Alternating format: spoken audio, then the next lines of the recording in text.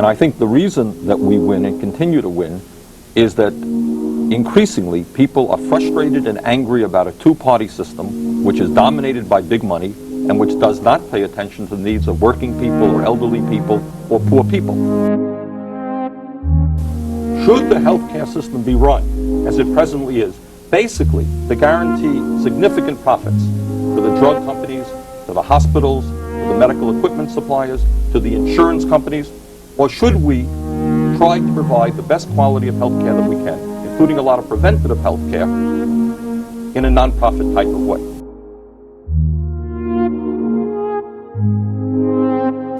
I believe that in the long run, the action unleashed last night will go strongly against our interests in the Middle East. Clearly, the United States and its allies will win this war. But the death and destruction caused will not, in my opinion, soon be forgotten by the Third World in general and by the poor people of the Middle East in particular. I fear very much that what we said yesterday is that war and the enormous destructive power of our armed forces is our preferred manner for dealing with the very complicated and terrible crises in the Middle East. I fear that someday we will regret that decision, and that we are in fact laying the groundwork for more and more wars in that region in years to come. Now, my ears may have been playing a trick on me, but I thought I heard the gentleman a moment ago say something, quote unquote, about homos in the military. Was I right in hearing that expression? Absolutely. Putting homosexuals in the military. You said something about homos in the military. Was the gentleman referring to the many thousands and thousands of gay people who have put their lives on the line in countless wars defending this country? Was that the group of people that the gentleman was referring to? I'm talking about the military people in the military do not support. That's not what we were talking about. You used the word homos in the military. You have insulted thousands of men and women who have put their lives on the line. I'm talking about you and liberals like you that keep the foreign defense.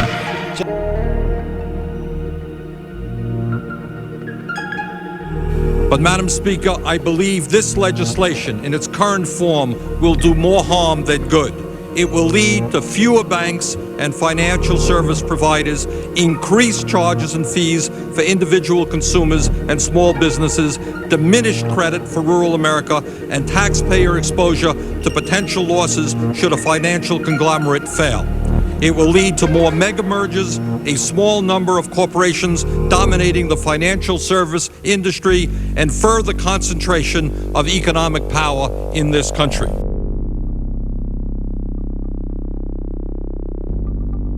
My third question, Mr. Greenspan, is are you concerned? I know that you played an active role as chair of the Fed Reserve in orchestrating a bailout of the $5 billion hedge fund known as long-term capital. And you came before our committee and what you had to say was very interesting.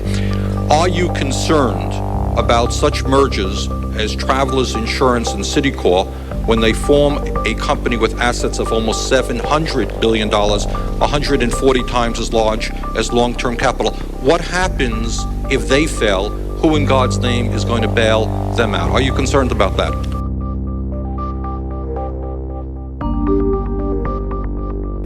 Third, the United States is now involved in a very difficult war against international terrorism, as we learned tragically on September 11th.